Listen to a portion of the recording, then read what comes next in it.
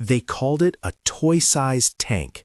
That morning, on a fog-choked ridge called Hill 246, the little toy made the enemy pay, and the cost would be counted in burning hulks of Panther tanks before the sun had fully climbed. September 19, 1944, 7:42 a.m. The world is gray and near silent. A wall of mist pins sound down to a soft, muffled thud. Visibility is no more than 30 feet. 4 American tank destroyers, M18 Hellcats, climb the crest together and pause. They are small, angular silhouettes, open-top turrets, low profiles, and engines that purr like racing cars. Their crews are lean and alert. Across the valley, through the vapor, outlines resolve into darker shapes, rows and columns of German Panthers, heavier, taller, scarred with combat paint and confidence. The Panzer column is advancing in force. Reports later would describe a Panzer brigade, but exact unit designations recorded in the source are indefinito. What is not indefinito is the imbalance of steel. The Hellcats are light and fast. The Panthers are mass and armor. Command on the ridge is in the hands of a young lieutenant, identified in reports as Lieutenant Edwin, last name reported variably as Leaper or Liper, spelling indefinito. He is leading a 4-vehicle platoon.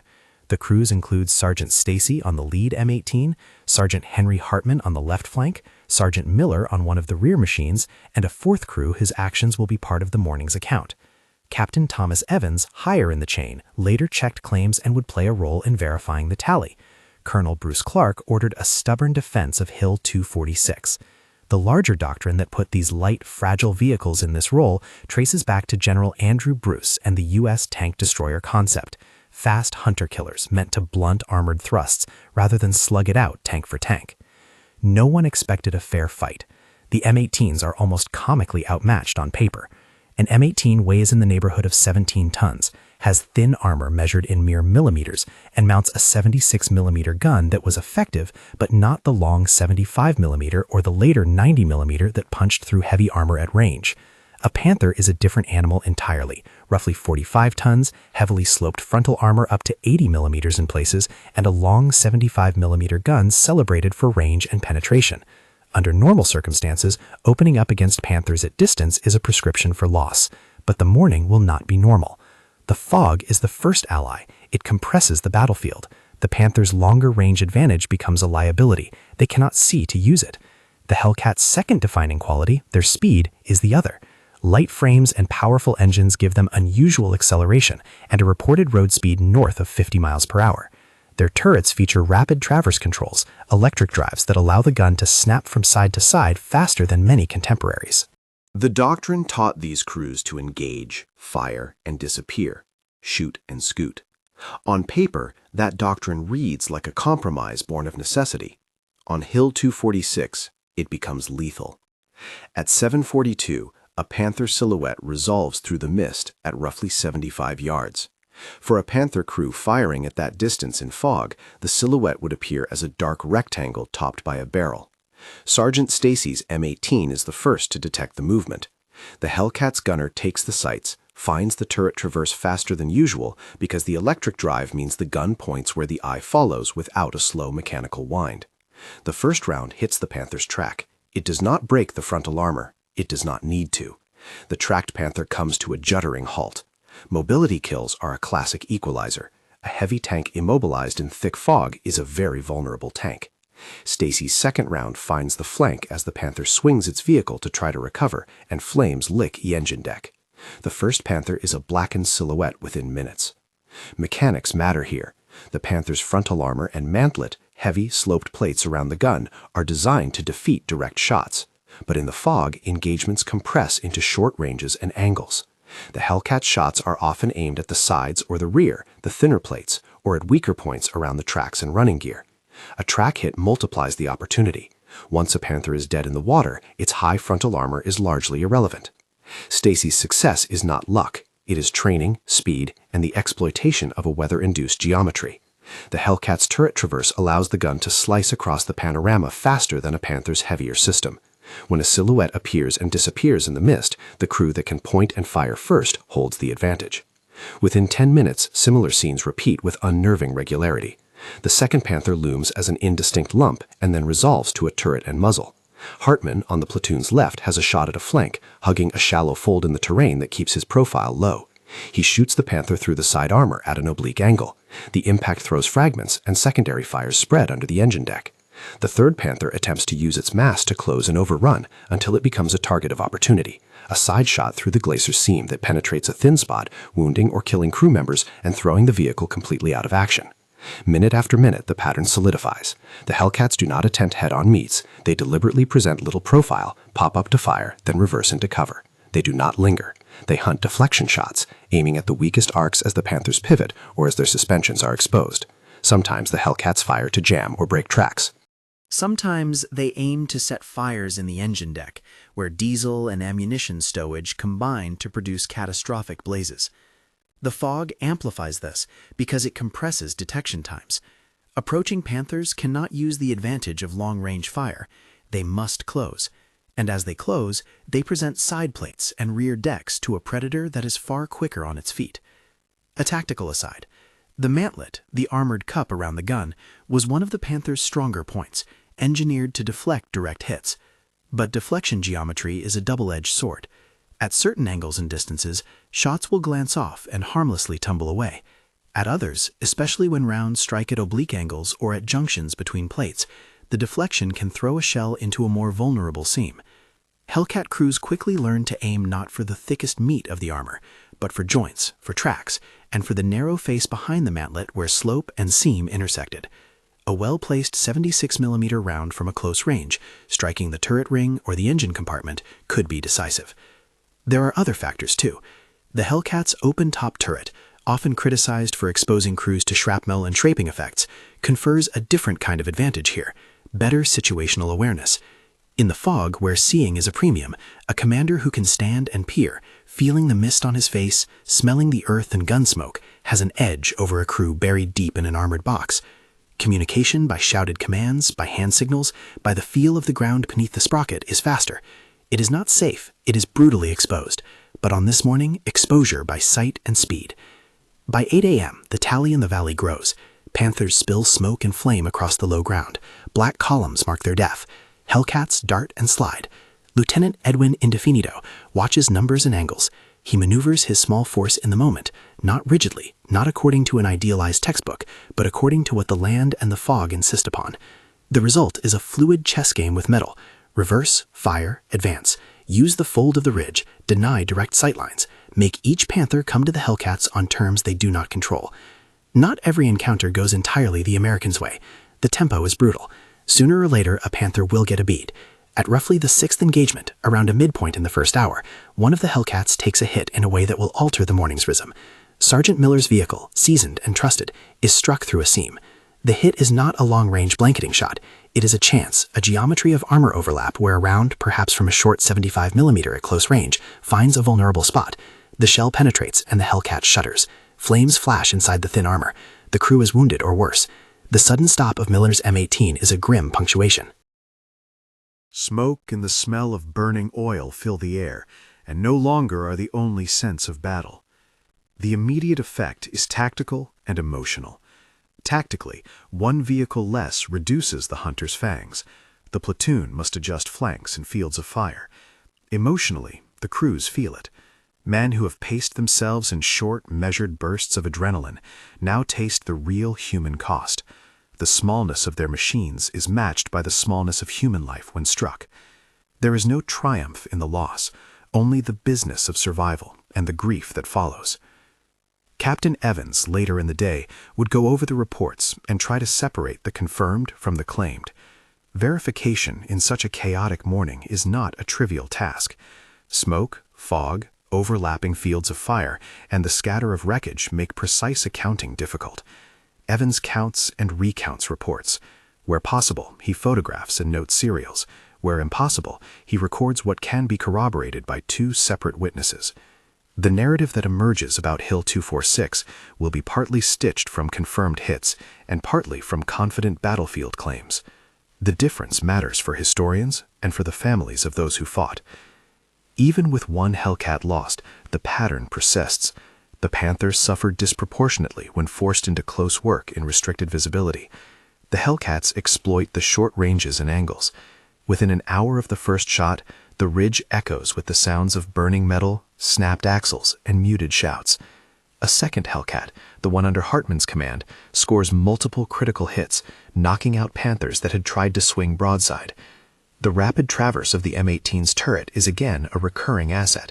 It allows quick transition from one target to the next and prevents a single Panther from engaging and traversing its gun to meet them. Imagine two craftsmen working with different tools, one with a heavy, slow lathe designed to shape big parts over time, the other with a nimble milling head that can make many small, precise cuts in quick succession. In the valley that morning, the nimble tool was decisive. There is also the role of ammunition and its scarcity. The M18 could fire a variety of rounds, including high-velocity armor-piercing HAAP projectiles that had superior penetration compared to standard AP shot. But HAAP was not abundant. Supply lines during rapid advances were stretched, and prioritization for scarce rounds often fell to units engaged in major offensives. Hellcat crews learned to aim for mobility kills and vulnerable spots because their ammunition profile was mixed. Sometimes precious HAAP rounds were saved for what clearly looked like frontal engagements, while more tactical shots were used to disable tracks and set fires. The limited availability of specialized rounds made tactical thinking even more important. You could not simply rely on a lucky HAAP to mow down Panther after Panther at long range. You had to make each shot count. The dynamic on Hill 246 brings out the interplay between doctrine and improvisation. The U.S. tank destroyer concept assumed mobility, centralized command of hunter-killer units, and rapid redeployment in response to armored breakthroughs. In theory, the Hellcats were to counter enemy armor mass through tactics, not by matching brute armor. On the ground, in the fog, doctrine met improvisation. Crews adapted minute to minute. On paper, heavy armor wins. In a close, fog-limited gunnery duel that morning, speed, traverse, and crew initiative rewrote the calculus. We must pause to acknowledge the human dimension in a different way. The men inside these machines were young. They performed maintenance in cold dawns, drank coffee with hands that shook from both caffeine and fear, and relied on training that concentrates split-second decisions into instincts. When Miller's M18 was hit, it was not only a loss of metal, but a fracture in a small community. Later personal reports and official casualty lists, some clear, some contested, speak of wounded hands, of scorched uniforms, of the silence that follows an abrupt death. These names and faces are essential and painful. Any recounting that focuses only on medal ratios or kill counts risks stripping the story of its human marrow.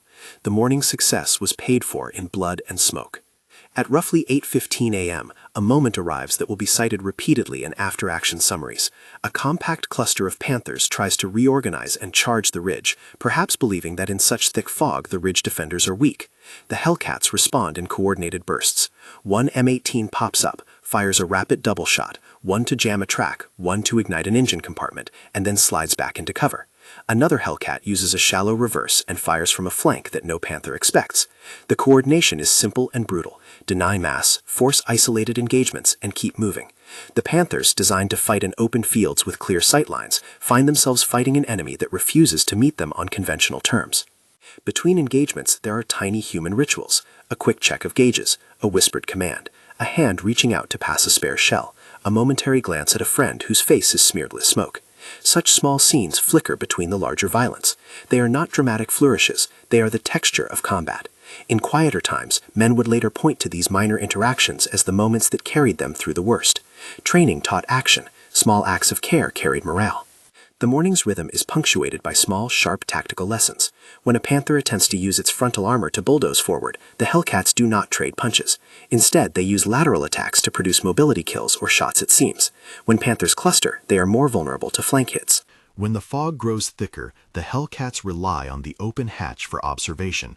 When it thins, they tighten up and accept the risk of exposure for the reward of sight. Allied observers later noted a recurring technical quirk exploited on the ridge. The Panther's gun mantlet, because of its design, could throw off shots that struck at extreme angles, deflection in other words, yet those same angles could create seams or reveal junctions of plates. Crews trained to pick those micro-geometries could sometimes put a round where more conventional aiming would be wasted. It is a reminder that in armored warfare, geometry and angles matter as much as raw thickness. At about 8:25, as the morning stretches into an hour of combat, the platoon's psychological temperature shifts. Victory is not yet secure. Exhaustion and adrenaline accumulate. The men are aware that they have surprised the enemy, but they also know how precarious their success is. The appearance of a smoking Panther 300 yards away can provoke hope and dread in equal measure. The hope that it is another success, the dread that the next Panther to spot them will not be so easily tricked. Reports from Captain Evans will later suggest that by roughly 8:35, the German advance begins to falter and then withdraw in force. Panthers burn and are abandoned, but those later, clearer summaries are the product of a day's hindsight. In the moment on Hill 246, no one believes the battle is over until the last engine coughs. Men wait, count, and watch. The fog continues to hang like a curtain. There are also larger ripples beneath the tactical photograph. This engagement, though concentrated and brief, feeds into bigger strategic currents, a German attempt to blunt Patton's drive, localized counterattacks, and a pattern of armored clashes that would mark the late summer and autumn of 1944. For Americans, the encounter will become a vignette used to test doctrine. Did mobility and a doctrine of hit and run validate the tank-destroyer concept, or would the cost, both in materiel and human life, prove that heavier guns and more armor were the necessary path? For now, on the ridge, these questions are academic. The immediate problem is to survive the next 5 minutes, and if possible, the next 20. Hartmann's left flank continues to produce opportunities, tracks, engine deck hits, immobilized Panthers, but the platoon is diminished. Miller's loss cannot be quickly replaced. The platoon's cohesion is stress-tested. In that stress, discipline and training matter. Crews who know their roles keep the formation intact even as they spread thin to cover more ground. The fog remains the unlooked-for protagonist. It turns a ridge into a labyrinth of silhouettes. It rewards initiative and punishes hesitance. It compresses decision times and narrows options. The Hellcats exploit it by refusing long engagements and by turning every slight mechanical advantage into tactical triumph. The Panthers, heavy and powerful in open vistas, find themselves blunted by a weather they did not expect and by a doctrine they had not anticipated being applied with such daring. And then comes a moment that crystallizes the paradox of the Hellcat. It is both fragile and lethal. From a certain distance, a Panther's long 75 millimeters could easily perforate the M18's thin plates, but the Panther must get into position to do so. When it cannot, when angles are wrong and visibility ranges are short, the Hellcat's nimbleness compensates, and then some. The morning on Hill 246 is not a repudiation of heavy armor. It is a demonstration of how conditions and tactics can flip the advantage. As the first half of the morning grinds to its midpoint, men on both sides begin to count the wrecks. Blackened hulls dot the valley. Tracks lay twisted like broken spines. The scene is not cinematic glory. It is devastation. Crews climb out of machines and look at the charred remains of what had been their adversaries just hours earlier. Some of the German crews are dead, others are wounded and evacuated. Still others disappear into the fog. The Americans take stock. Loss, limited but real, burn marks and loss of a trusted vehicle, and, astonishingly, a growing list of enemy tanks put out of action. But victory never arrives without cost. Miller's loss is now more than a tactical footnote. It is a human wound. The platoon recalibrates. Orders are passed. Hold the ridge, prevent any reorganization, and prepare for the possibility that the Germans will reform their attack with reserve units. Lieutenant Edwin Indefinido contemplates both the immediate field and the message that will be sent from this ridge. If Hill 246 holds, the local enemy advance could be blunted. If it falls, any brief success is hollow. At this juncture, as smoke curls and men catch shallow breaths, the story pauses on a single image, an M18 silhouette, its bustle glowing faintly, standing like a small stubborn island on a smoky sea. Around it, the valley is thick with blackened steel. The fog tampers the sounds. For a moment, time stretches. The morning has already rewritten several expectations. The rest of the arc, how losses are confirmed, how many Panthers are ultimately counted as destroyed versus merely disabled, how this engagement will feed into doctrine and production decisions, remains to be drawn in full. For the men on the ridge, the immediate future is a sequence of choices measured in yards and seconds. Consolidate, rearm if possible, withdraw to a more defensible position, or press for another round of opportunistic strikes. Each choice carries risk. Each choice will shape the next set of losses and the memory of what happened on that fog-wrapped hill. And somewhere above the valley, where orders rustle down and reports are stitched together, Captain Evans and other officers begin the work of turning the chaotic morning into an after-action that can be counted, verified, and learned from. The verification will be laborious, photographs, cross-checks, testimonies, but it is necessary if this small corner of the war is to inform larger decisions. The morning's events will ripple outward, influencing not only immediate tactics, but also debates about whether the U.S. Army's investment in speed over armor was worth the trade. On Hill 246, however, there is only the next sound, a distant clank, a muffled explosion, a shout hard to hear through the mist. Men wipe soot from their faces and listen. The ridge holds, for now. But the day is not yet done, and the cost counted so far promises that what follows will be as instructive as it is costly. An hour into the fight, the tactical picture tightens. The Hellcats have already proven the lethal combination of speed, observation, and deliberate targeting. Yet German commanders are not blind to the danger. Small groups of Panthers begin to probe more cautiously, trying to use terrain folds to mask movement and to bring numbers to bear on a suspected anchored point. The Americans respond not by standing and trading shots, but by continuing the disciplined pattern that has carried them this far. Expose, engage, withdraw. Each burst is measured. Each withdrawal is immediate. The goal is not annihilation at once, but to shape the engagement so that superior numbers are fractured into a series of one-on-one or one-on-two fights the Hellcats can win. At 8:05 a.m., a Panther attempts a wide flanking move, thinking the low, fog-shadowed ridge offers concealment. Its driver leans into a shallow valley. Its crew trusts the Panther's mass to push through. Hartmann angles his Hellcat to cut the expected line of advance. The first round, aimed low to avoid the mantlet, breaks the track and sends the Panthers sliding to a halt. Before the German crew can dismount its return fire, the Hellcat's second round finds the engine deck. Something ignites. The exhaust stack erupts in flame. From the American position, it looks like a cigarette ember consumed by wind. Suddenly, black smoke and heat. That Panther will not move again. It will later be counted among the destroyed, its silhouette another black mark in the valley. Not every Panther found on the wrong line was set ablaze. Some were simply left incapacitated. Tracks shredded, road wheels exploded, suspensions jammed by spall and fragment. Those mobility kills, tactical choices made to conserve precious armor-piercing rounds, force the enemy into slow, visible repair or abandonment. In the fog, a disabled heavy tank is a magnet for the quick Hellcat. The M18's crews learned to thread their aims between expensive shot types. When an HVAP round was used, it was to settle a stubborn frontal argument. When non-penetrating steel had to be spared, the shot went for running gear and seams. At roughly 8:12 a.m., the platoon scores a brief but critical run of successes. Two Panthers, advancing in a staggered wedge, are each hammered in succession. One is hit in the flank, a shot piercing the thinner side armor and igniting ammunition stores near the turret muzzle. The second, trying to recover the first, is struck at the suspension and pitches to its side. Lieutenants and sergeants call targets quickly. The Hellcat's electric traverse allows near-instant transition between them. For an external observer, the fight looks like purposeful harassment, darts of metal appearing and vanishing, followed by columns of smoke that rise slow and dark. Somewhere in that smoke, wounded men are tended. A medic crawls from a scatter of wreckage to reach the battered remains of Miller's crew. Names are shouted and repeated, as if repeating them aloud can hold the men together. There is no heroic music in those moments, only the thin practicality of triage and the quiet of men who know that a life may be in the balance. This fight is not a video game tally. It is a real ledger, written in blood and the creak of cooling steel. Miller's death, later confirmed in after-action notes, becomes an inflection. The platoon tightens. Guards become more cautious about exposure. Communication between vehicles is sharper. Where Miller's M18 once provided overlapping arcs, other vehicles move to cover the void. The loss reduces the tempo, but it does not end the fight. In its place comes a harder, more purposeful conservation of chance. Every shot must clear a purpose. Every movement must buy time.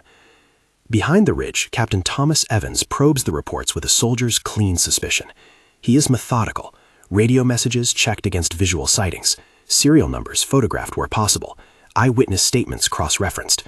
In the chaos of battle, two independent witnesses have more weight than a single breathless claim.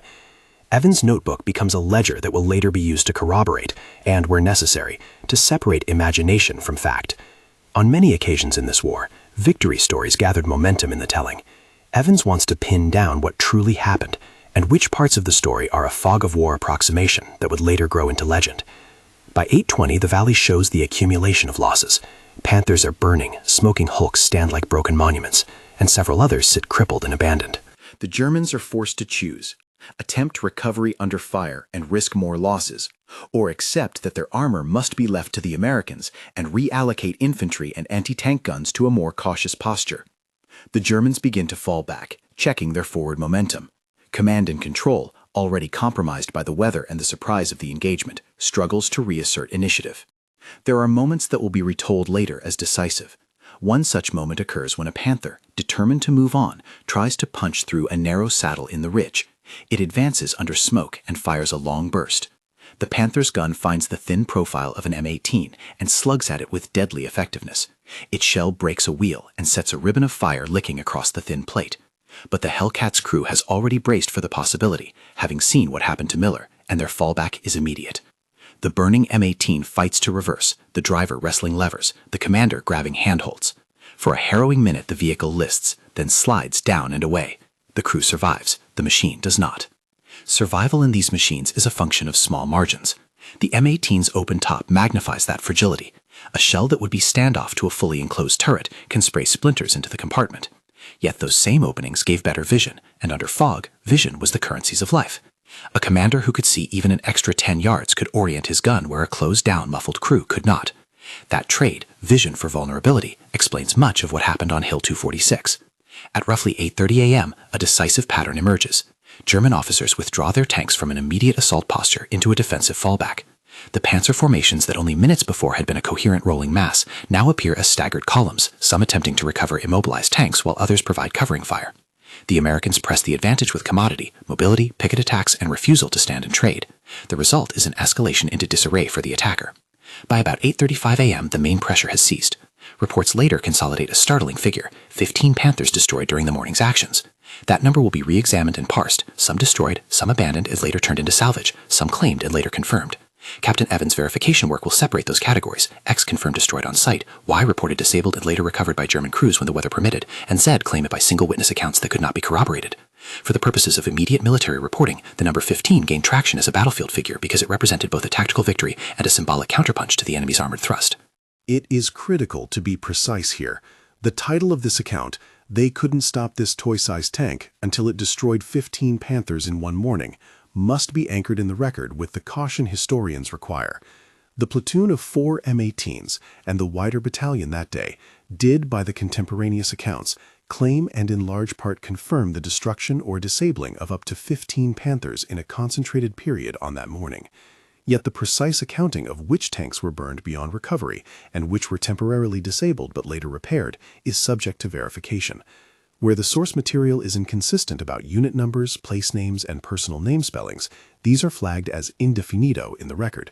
The battalion designation in some dispatches appears as the 704th, in others as the 74th or a variant. The lieutenant commanding the platoon is variously recorded as Edwin Leeper or Edwin Leiper, and the action's place name shows up as Ericourt in some records and as variants in others. These inconsistencies do not erase the core fact.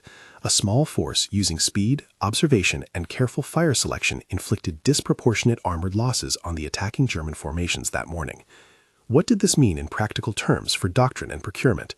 The engagement on Hill 246 became a case study. It illustrated the principle that a doctrinal approach, here the tank destroyer concept focused on mobility and ambush rather than armor-on-armor slugging, could produce outsized results under certain conditions. The Hellcats' design trade-offs were deliberate. To achieve very high speed, the M18 sacrificed armor, keeping weight down and engine power up. The result was a vehicle that could outmaneuver many opponents, but only if it avoided being caught by long-range guns at decisive arcs. The electric turret traverse allowed crews to exploit fleeting opportunities afforded by weather and terrain. Yet these lessons came with caveats. The scale of the German Panther, with its heavier armor and longer gun, could not be universally outmaneuvered. It took fog, terrain, and crew initiative to turn speed into survival. In the immediate aftermath, higher commands digested the hard numbers. Some units reported favorable kill-to-loss ratios. Company C, whose designation is one of the items flagged indefinito in certain sources, later reported aggregated figures over the campaign that included dozens of armored kills. Battalion records suggested a high ratio in the air-court fighting, though the exact totals vary across reports. These statistics were useful, but they were not the final word. Logistics, supply, and the scalability of tactics were the next chapter. HVAP rounds, for instance, were effective but scarce. As the front pushed forward and supply lines strained, reliance on these specialized rounds became a point of vulnerability. Production constraints limited how many high-penetration rounds could be issued, and the Army's broader procurement decisions began to factor in whether to continue investing in a fleet of lightly protected, extremely mobile tank destroyers or to refocus on mounting heavier guns in more robust chassis. That debate had practical consequences. The M18, with its 76mm gun and startling road speed north of 50 miles per hour, was a marvel of mobility. But the war's later phases, where open fields and anti-tank guns dominated, and where the Germans sometimes met with heavier turreted tanks, revealed the fragility of a purely speed-based approach. The U.S. Army began to prioritize vehicles combining higher caliber guns with more substantial protection. The M36 self-propelled gun, mounting a 90mm weapon, became more prized for its ability to defeat heavy armor head-on. Over time, the formal tank destroyer concept, specialized, centralized hunter-killer battalions, waned as doctrinal thinking evolved, and mechanized forces became more integrated. Tanks, tank destroyers, and assault guns blended into a less specialized but more survivable combined arms approach. Yet doctrine only makes sense when tied to human experience, and the men who fought on Hill 246 carried their own ledger. Sergeant Henry Hartman, credited in several witness accounts with multiple knockout shots that morning, would be mentioned in after-action reports and in the small ceremonies that followed. He received commendations and the quiet nods of fellow soldiers who recognized how skill and steadiness at the gun mattered in tight fights. Lieutenant Edwin's leadership, his name appearing in sources with variant spellings and therefore recorded here as Edwin Indefinido, was noted too. He orchestrated a delicate choreography of exposures and withdrawals that left the platoon capable of sustained harassment. Captain Evans' verification work would later be cited as exemplary for its care in distinguishing confirmed kills from plausible but uncorroborated battlefield claims. And then there is the human toll. Sergeant Miller's death is one example among several names recorded as casualties or wounded in those chaotic hours. Lists compiled after the fight show the brevity of many of these men's time at risk. Young crews who had only recently learned each other's rhythms, brothers in arms whose bonds were raw and powerful. The men who carried home the memory of that morning often did so with a complicated mix of pride, guilt, and sorrow. They could point to the wrecks in the valley and say they had stopped a German armored thrust, and in the same breath recall the sound of a friend's last words. Any clear-eyed recounting of Hill 246 must keep that tension visible, the tactical success and the human price. The wider Ara-Court fighting that month, often spelled in source materials with variant spellings and recorded here where necessary as Ara-Court Indefinido, continued for days. Local counterattacks, reinforcements, and shifting supply lines made the fighting fluid. Company-level claims aggregated into battalion tallies that would form part of the campaign narrative. The Americans would press forward, the Germans would counter, and armored clashes would recur as both sides probed weaknesses. Hill 246 became a studied vignette among many, a microcosm of how weather, terrain, and tactical innovation could produce outsized effects. Over the months and years that followed, the legacy of Hill 246 echoed in several ways. Tank doctrine in the U.S. Army was re-examined. Armored vehicle procurement shifted toward heavier guns in more protected platforms. Crews were retrained in combined arms approaches that emphasized mutual support between tanks, tank destroyers, and infantry. The M18 itself remained an example of impressive engineering and clever tactical employment, but it was also an artifact of a particular moment, best used in ambush and hit-and-run roles rather than as a substitute for battle tanks in prolonged armor engagements. In museums and memorials, the story of the Hellcat and of the Ara-Court fighting is preserved with a mixture of technical panels and personal remembrances. Plaques note the numbers recorded by officers like Captain Evans. Display cases show shell fragments and photographs of burned Panthers. Personal letters and citations list the names of men like Sergeant Miller and Sergeant Hartman. There are memorials in the Ara-Court area, place name Indefinido in some sources, that honor the intensity of the battles fought on those slopes. Several American armor museums include an M18 on display or photographs of Hellcats in the European theater. These exhibits frame the machine not as an unqualified triumph, but as a study in trade-offs, speed for protection, audacity for vulnerability. Visitors are left to feel the contradictions, the machine's nimble elegance, and the stark human cost behind the metal. Beyond hardware and memorials, the battle produced doctrinal lessons that mattered later. The tank destroyer force structure, organized to mass mobile hunters against enemy armored swarms, proved valuable in specific contexts, particularly when rapid reaction and ambush were feasible. Yet commanders increasingly saw the need for more integrated armored formations with organic anti-tank capability, vehicles that could both take and deliver heavy blows. The practical shift was towards integrating anti-tank functions into combined arms units rather than depending entirely on a separate hunter-killer branch. This evolution reflected the reality that armored warfare was messy, contingent, and dependent on logistics as much as on tactical cleverness. Another consequence was reconnaissance and doctrine on observation. Hill 246 showed that in poor weather, intimately knowing the land and maximizing situational awareness could tilt outcomes. Armored doctrinal writers took note. The value of observation, of rapid traverse systems, and of tactical reconnaissance that could set ambushes was elevated. Training moved to emphasize flexibility in small unit leadership, how to seize fleeting windows of advantage, and how to maintain cohesion under attrition. And yet the story resists neat moralizing. There are practical, uncomfortable truths. The M18's success on Hill 246 required conditions, fog, terrain, and a degree of German surprise that were not always present. For every ambush that produced spectacular results, there were engagements where the lack of protection cost dearly. Those margins mattered. The Hellcats' legacy is therefore twofold: an example of what proper employment can achieve, and a caution about the limits of specialized designs when doctrine, logistics, or battlefield conditions change. When historians later sift through the paperwork and oral histories, they drop into the archival maze of reports, after-action notes, unit logs, and personal testimonies. Captain Evans' diligence is readable in these documents. Where he could verify tank serials or find multiple corroborating statements, he marked a claim confirmed. Where only a single voice reported a knockout, he noted it as claimed but unconfirmed. That care matters. Reputations, medals, and family histories hinge on the difference between confirmed and claimed. The morning on Hill 246 yielded both types of entries, and a historian's job is to keep the distinction clear. For the men who lived it, the memory was more immediate and raw. Veterans' reunions in later decades would sometimes include brief references to the fog and to the smell of burning fuel. They would trade technical notes about turret traverse and about the angle that had worked on a particular Panther manlet. They would also carry the heavier weight of lost friends. Miller's absence a quiet, recurrent ache in conversations that otherwise circuited through improbable humor and affectionate insults. These are the small human residues that do not show up in statistical tables, but animate the living memory of war. In the strategic picture, Hill 246's tactical success helped blunt a German pause in the line and contributed to delaying maneuvers that fed into larger Allied offensives. But it did not itself change the course of the campaign alone. Warfare is cumulative.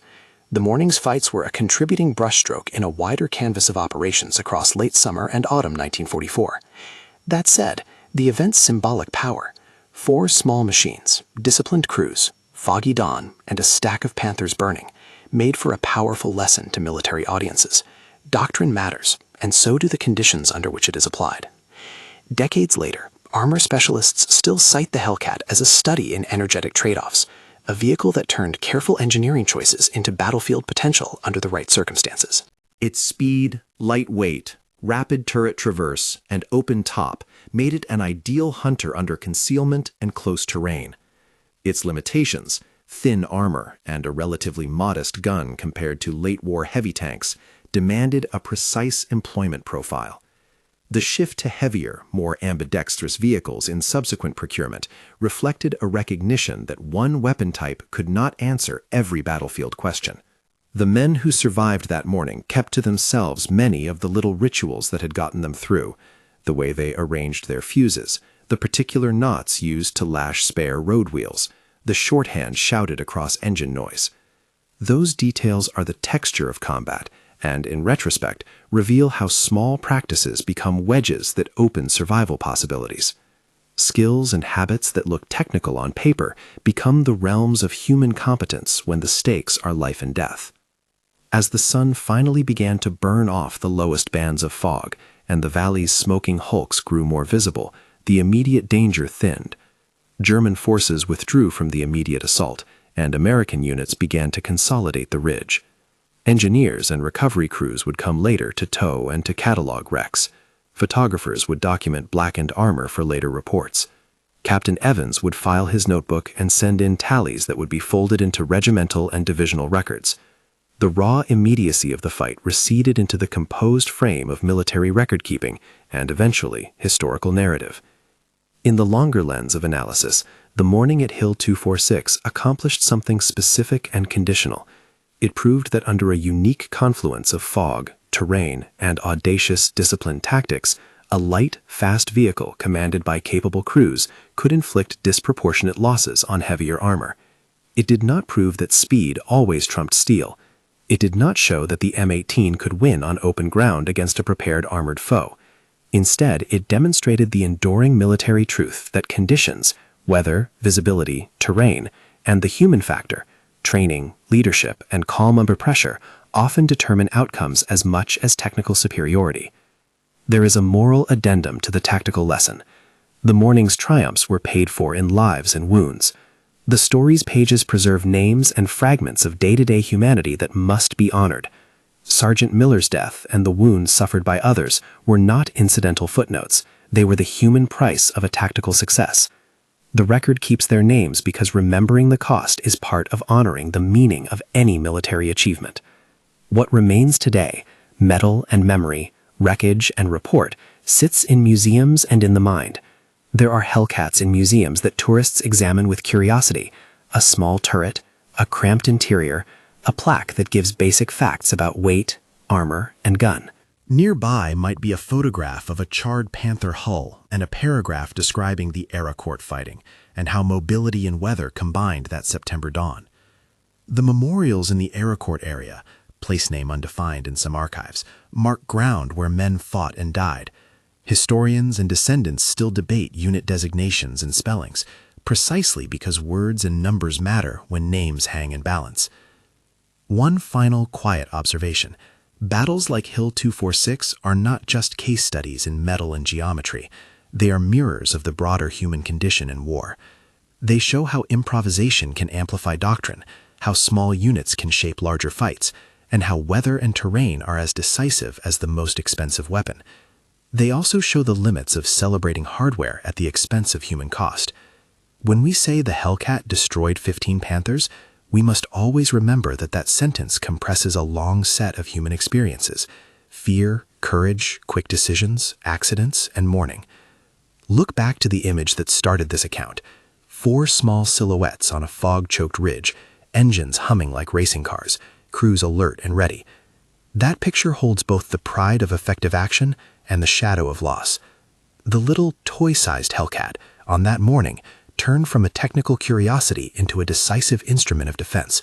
But it did so because men used it well, because fog and slope reduced the enemy's advantages, and because a doctrine of mobility was applied with discipline and courage. History keeps the facts, but insists on context. The M18's performance at Hill 246 is extraordinary because it was timely, accurate, and executed within an unusual set of conditions. It validates, in a narrow domain, the principles of mobility and initiative. It also reminds us to be cautious about generalizing from a single battle. The Hellcat's triumph is neither an argument for a single design, nor a repudiation of heavier armor. It is rather a lesson. Technology matters, but so do people and place. If this story reached you, if the fogged ridge and the image of those small, fast tank destroyers gripped your imagination, there are more documents, photos, and battlefield accounts linked in the description for those who want to read the primary sources.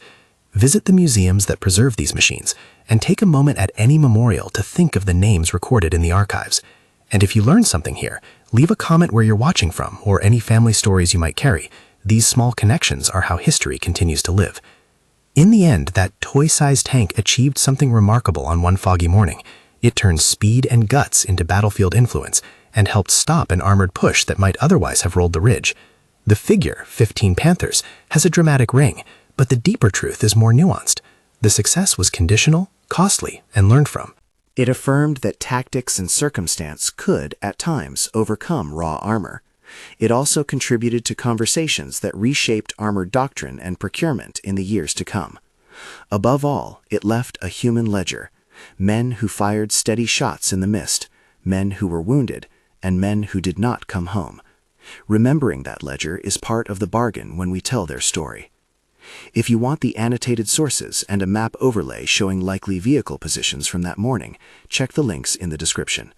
And if this kind of battlefield micro-study interests you, subscribe. There are more examinations of small fights with big consequences coming soon. Tell us in the comments where you first heard about the Hellcat, or if you have a family connection to these battles. We read them and pass many on to the veterans associations that help preserve their memories. On a fog-choked September morning in 1944, 4 small, fast machines and the men who crewed them brought a hammer to a problem that brute force alone could not have solved. The toy-sized Hellcat did not triumph by magic. It triumphed by exploiting geometry, tempo, and human resolve. It left behind burned Panthers, the grief of loss, and a lesson. In war, as in life, conditions and choices can flip the expected outcome if those making the choices are ready to act decisively and bear the cost.